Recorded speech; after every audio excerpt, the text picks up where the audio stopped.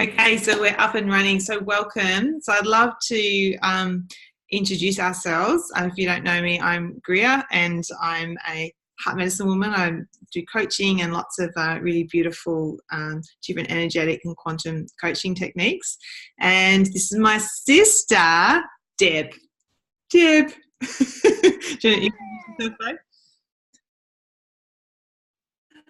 Yeah, hi, I'm Deb Brice, and I'm an astrologer. So, Greer and I have been working together for a long time, being best friends and sisters, and really being on a really similar complementary path with each other. So, yeah, it's great to have a conversation like this.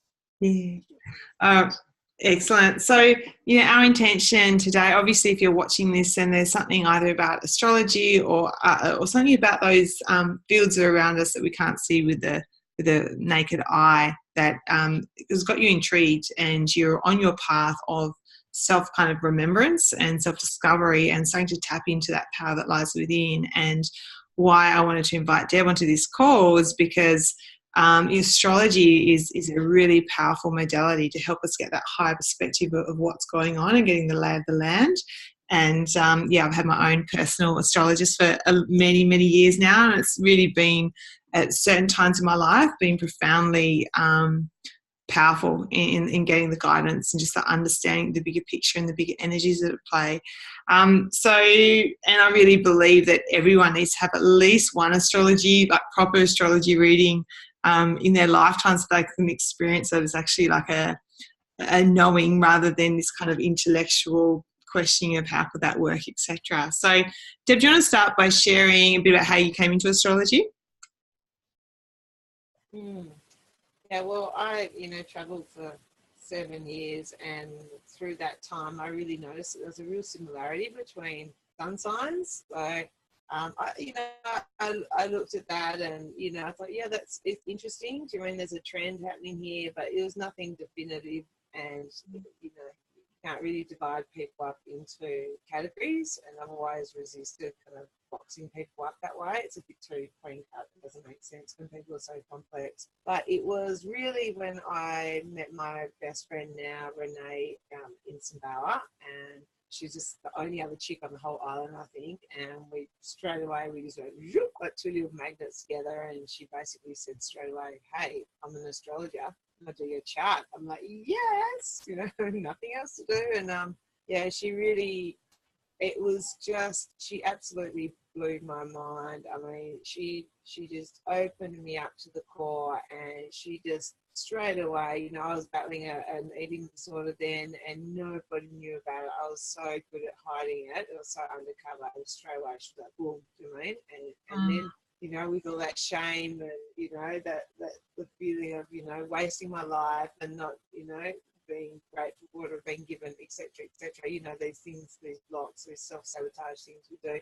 She basically explained how, this was the greatest gift, I could ever possibly have. And it really was how I was going to reach other people, with incredibly non-judgmental perspective. And that it was a very transformative energy rather than just a totally destructive energy. And that was really the beginning, the start, I suppose, of coming clean and becoming, having freedom in my life. And really, that's what's so powerful about astrology. A lot of people get really frightened to come and have an astrology reading because they think they'll be boxed, put into a category, or they think that their destiny will be revealed, and it could be good or bad, and that whole question about free will, is all up for grabs. But with astrology, the type of astrology Renee and I work with in star charts, it's very much more about evolutionary astrology, where when you understand your energetic wiring and like you said, the lay of the land, you can see certain default patterns that we struggle with when we come into our life, and that with conscious work, and once the light shone at, we can really actually morph that along the continuum. Like, let's say, for example, an Aries energy, pure and negative Aries energy could be really frustrated, impatient, angry, argumentative, pig-headed, etc., selfish. But when you move on the positive, when you help someone recalibrate and retune just slightly and morph that energy. The most positive expression of Aries is incredible leadership, it's courage, it's initiation, it's get stuff done, it's the pioneer, it's the trailblazer, you know, it's a force to be reckoned with, it's a starter and it can be a finisher. So,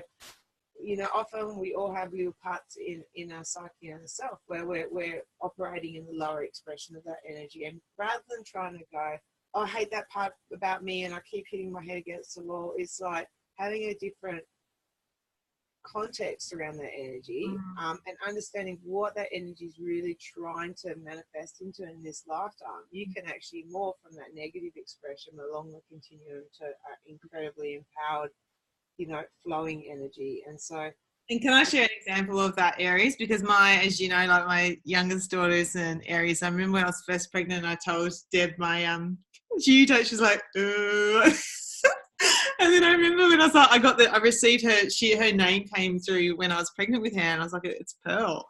And I remember sharing that with you, going, do you think that's going to suit her personality? You're like, it's a beautiful name, and it's so funny because she has such a fight. She's like this, like total love portal, but she has, the other day we were doing crafts, we were painting mugs, and I took like the blue. She goes, Mum, she held up her paintbrush, she goes, don't you mess with me, Mum.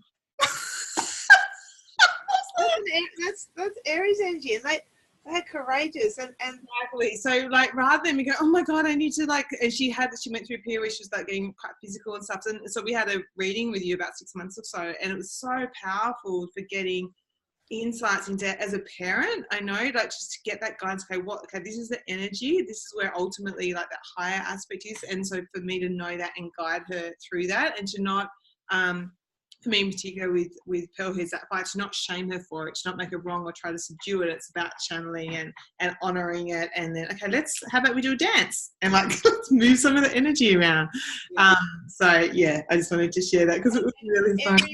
I just want to confirm, if you're an Aries out there, like it wasn't like, oh my God, Aries. It's just like I was laughing because Greer's like, I'm so peaceful, I'm so calm. And I was like, oh, this is going to be hilarious, chucking the Aries in the mix. So really give Greer the fire, do you know what I mean? Give her the edge, you know, draw the line, you know. But there's a lot of fun and play and rumbling, you know, like wrestling and that kind of stuff with the Aries energy. And so, yeah, and it thinks before it like hasn't got a censor sometimes on its mouth, you know.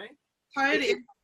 As being very broad and general, you know, and that's, yeah, it's just the natural, it's the child in the horoscope. So it's meant to just go, I want, you know, me, it's natural. And we've all got Aries somewhere in our chart, and that's the thing. So we're all meant to experience that kind of energy somewhere in our life.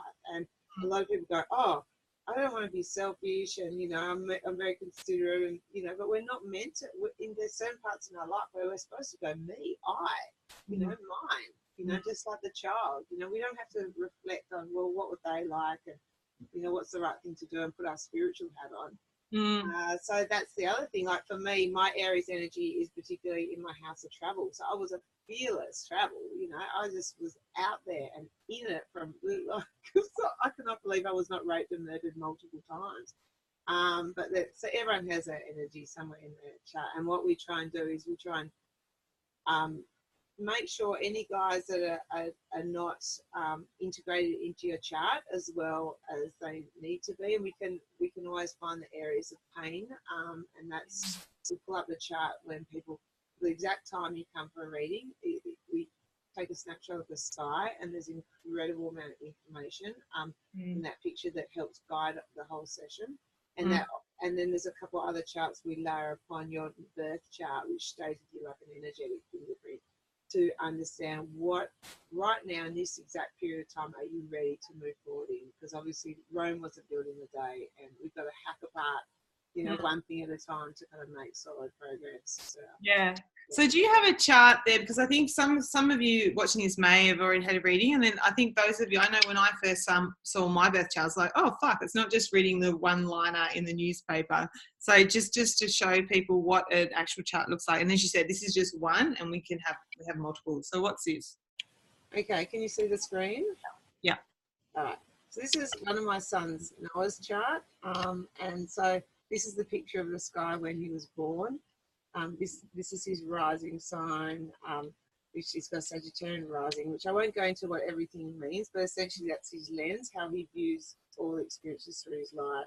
He's got different parts of his soul and psyche in different parts of the horoscope, the third house, the second, the first, the fourth, etc. And they all are like that. So, for example, the way he thinks, the way his brain functions, the way he learns, and this is like his inner CEO, the way he where he's really meant to shine, his like real purpose driven kind of motives. This is how his moon is how he feels emotionally nurtured, his habitual patterns, like it's the instinctive memory as well, and it talks a lot about our own mother. You know, Venus talks about, I'm just flying through this just so you understand the complexities of so many moving parts, all in different signs as well. The signs are down here, like the moon in Libra, the Venus in Virgo, and this is the Venus, for example, is how he relates, you know, and his self-esteem and what he values and what he appreciates, where he feels comfortable, what he really enjoys, you know. And Mars, so important. Mars in Cancer here in the 7th house. So Mars talks about how we get motivated. What is our motive? And when you understand someone's motive, especially say your children's or your husband's or your own, you know, all of a sudden that's what you have energy for. That's what you can really pursue. Do you mean? It's like the accelerator. So anyway, there's lots and lots of different things, and then they all talk differently. They're all connected, and they're talking in different language with each other. And red shows kind of conflict, opposition, frustration, and blockage, but also where with that constant irritation, do we actually take the initiative, like the door banging in the wind? Like we're sitting on the couch trying to relax, remember this bang bang bang bang, we're like oh, the tap dripping when you're in bed, you're just like and but it makes you get up and go, god damn it, and then you're at the door and you're like, oh, I need the screwdriver, and next thing you know you're doing it, and okay, it was a pain in the butt, but in the end you fix the door, and you know, and you got something done. So the blue is areas of flow in our life. So there's a collusion, there's people get along, they support each other. But then, like I often say, you know, if two drunks are sitting on the couch and one goes, let's go to the pub, and the other one goes, yeah, great idea. Do you know what I mean? Is that positive? Is it negative? Well, that's a trine. Do you know what I mean? So, but just to show you quickly, if that's one picture, here's my picture of the chart. See how different they all are? Here's another picture. This is another client recently. And that's the time she was born. Like every chart is like a total different energy, and that's a complexity of individual charts. Beautiful. And I, you know, it's like it's interesting that we've so far just been talking about the kids, and now I'm bringing it into relationship. And I know you've been giving Aaron and I reading. For those of you who have come through Deb and don't know, Aaron's my partner, and we work together. Is that Deb's been reading our charts because Aaron's recently moved back into state, and it's been so, like, I know for us now when we're doing couples work, it's going to be a requirement that they have an astrology reading so that we get a map of what's happening, because it helps take the personal stuff out of it. So, for example, to understand that Aaron's at a space now where he needs to be on his own, he kind of needs to be literally on the mountain doing his own thing, and that this is a time for me to be coming back into my power and kind of, like, as you said, in my work, becoming like that angel with a sledgehammer of, like, you know, I'm here for you. If you want the guidance, it's here, but if you're not ready to do the work, then fuck off. And having the courage to be almost as edgy as that. And for us to kind of, even the last 24 hours, we had another conversation, just really kind of having the space to get really clear on what we need and not making that mean anything about one another. And of course, when we all take responsibility for what we need, and this is where I see astrology can really help with that, when we both do that, and then within a relationship, it means that, you know, I know that his leaving has nothing to do with me, and he knows that my need to be here has nothing to do with him. So it brings this kind of, as I said, that bigger picture. It brings us objectivity, you know, it takes you out of the story. Do you know, you're so meshed in the story and it's so subjective, and you've got all this like layers and layers of built on. Yeah. And as you said, like, my moon was been next to him his last 2.5 years, and just, I think it was literally 2-3 weeks ago, the week that, like, I booked in my astrology reading, my moon go whoop, and it's gone away. So now it's, as you said, it's appropriate that we physically separate the home because of what's happening in our chart. So it's not saying, okay, your moons are going to separate, so you guys should go. It's more being context. Okay, this is what's happening in the 3D, as above, so below. These are the bigger energies to just, as you said, like go with the current and not always fighting. And without what's really bizarre about astrology is that Renee and I, we did our business degree together. We did a finance degree. Renee's now an architect, like the most world-class architect on the East Coast. She's insanely world-class astrologer as well. But we come from a business background, a really grounded background with this. It's not like we don't jump on the new age bandwagon at all, but it is absolutely, it is so solid. Like it is so accurate. It's just bizarre. Anyone who's had a proper astrology reading where all you have, like for example, is someone's birth details, and the time is incredibly important to tune into the accuracy.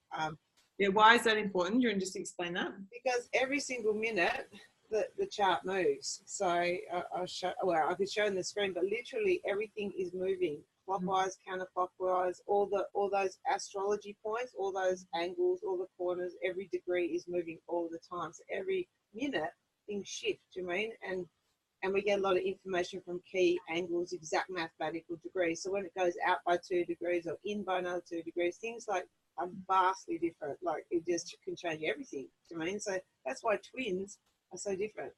Do you mean? And that's a long story about twins, but it's fascinating. Yeah. You know, how can they be so damn different? Yeah, so that's why we do a money back guarantee with all our readings. We've never had anyone in 18 years ever ask for money back guarantee, because it's just we can't explain how it works. It's just like that miracle of the sun getting up and setting, and and the tides being moved by the gravity of the moon every day. To me, it's a mystery. But interestingly, the biggest collection of astrology is held by the Vatican in Rome, which is really interesting. The Vatican. Vatican, yeah. So it's really fascinating that they see it as quite threatening, and that's why they contain it. And it's just a natural science. It's just about natural rhythms, and we're just so much better off to be plugged in. And for example, obviously the deeper we understand ourselves, the more we can meet our own needs and not project our own needs onto other people and think it's about other people coming into our lives and that they're doing it. We take more ownership and accountability. And then with working with, say, couples is incredibly powerful, because it's just a very healing space to be in, because I can honestly see, like for example, you and Aaron, I can both totally see where you're at and what you both need. So I can be a bridge to help the other person just understand, you mean, and like we said, depersonalize a bit from it. But then with children, you can look at their learning modes. How can you reach them? How do they retain information? How do they need to be emotionally nurtured? With their friend group, you know, how does that need to look? And what kind of like movement and travel, and what's their perspective? What's their natural health kind of disposition?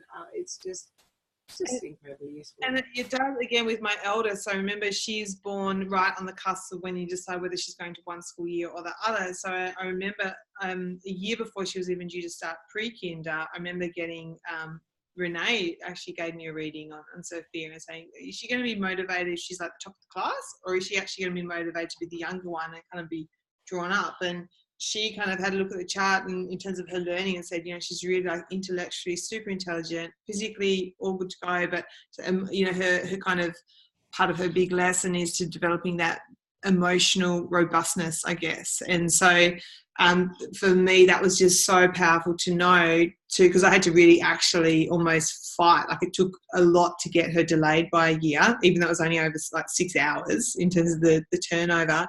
And it's been so powerful knowing that she is now one of the eldest in her year, but just seeing that emotional frailty at times. And for me, it's had been really powerful when, you know, if she gets upset about little things, and I'm just like, a part of me can be like, oh my God, just fucking like toughen up almost, you know, in my inner world, that's what I'm thinking. But knowing that this is actually just, she doesn't have those muscles yet. And so it helps me be extra compassionate and patient, but also know that it's really important that I model that also so that she can grow into it. So again, like, it's just so powerful. And a comment about that, of course, our children are a reflection of us on some level. And what is so incredible about looking at a chart is you can literally see the mother and the father in, say, if someone was doing my reading, my mother and father could be described, their dialogue, their relationship, the way that they worked or didn't work together is actually all captured in the chart. So it shows that we pass on familial patterns very strongly with the astrology. Literally, like I was doing someone's reading recently, and I could see how the mother was so critical on herself, and she was so limiting and so tough on herself, and there was a lot more dialogue behind that. But and I said straight away, is your grandmother like this? She's like, yes. And I said, I bet you anything her mother was like that. And so it's basically gets passed down the line. So someone has enough insight, clarity, does enough self-awareness and work with it to break that cycle. Otherwise, we literally pass it on to our children. So because they, they inhale the energetic imprint of home. Do you know what I mean? So when our kids trigger us, it's all like you can see the chart. It's all about us. It's not about the kids being, do you know what I mean?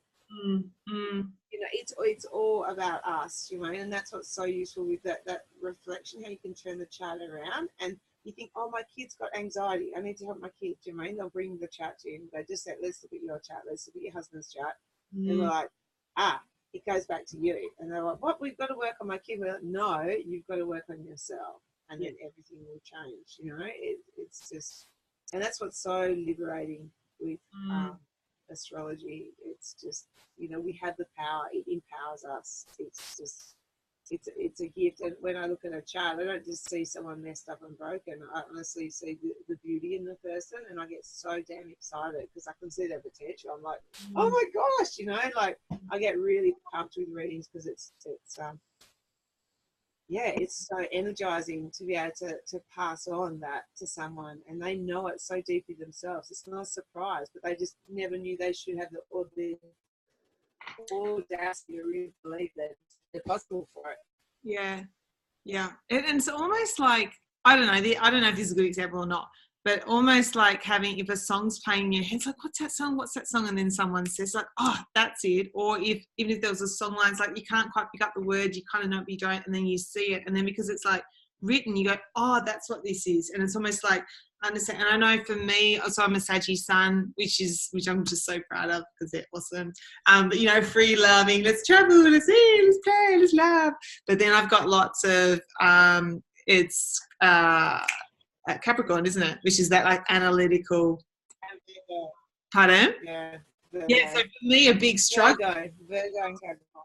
You helped me, a good 10 years ago when we started talking about this. Is like I was in so much conflict because there was this part of me that just wanted to party and play and let's do this. But then I'd had this real self-critical, anxiety. I need to be at this rules. I should be here, but I just want to be here. And it was a real conflict. So again, to be able to shine the light, I knew that was my experience, but I wasn't kind of, I was in it and lost in it, and just knowing that these are different energies, it just helped me step out of it a bit. So even if I'm in one and then I'm in the other, it's like, this is what's happening. This is what's playing out. And from that, it's like, awareness alone can be curative at times. So it's really, for me, it helps me understand the balance that I need. If I'm too and not honouring that part of me that does actually need structure and does need discipline. And so, as you know, like one of my mantras is discipline is my greatest freedom. And then that way I get to honour both those aspects rather than denying and bring them into that higher manifestation of them rather than the constant combat and rebelling from one to the other. And you can literally see, there's literally sub-personalities within the chart, and you can literally see most people have like at least 3 to 4 to 5. Most people have, and often 5. And they all, you could almost give them all individual names. Yeah. And then just one second. Yeah. And then you can really go, there's Queenie. There's a Queenie who wants to be the boss, who's a bit of a drama queen, who's quite demanding, but she needs, theatrics. She's passionate. And now there's this person called this. And you can literally like hear the voices and go, that's me. And not like, I hate that or shut it off. No, it's because I'm out of balance. Because as soon as you don't give enough airtime to all those different personalities. They all need equal airtime, and we always favour a few particular areas, and when we leave the other guys out to the cold, and then they always rebel up, and they can cause us so much grief because we don't integrate them. So astrology is just about it's like smoothing out all the lines. So all those connection lines, those mathematical lines are all flowing, and everyone's kind of working together as like a team that have been thrown together that seem mutually exclusive, but they've all got to get one job done. Yeah.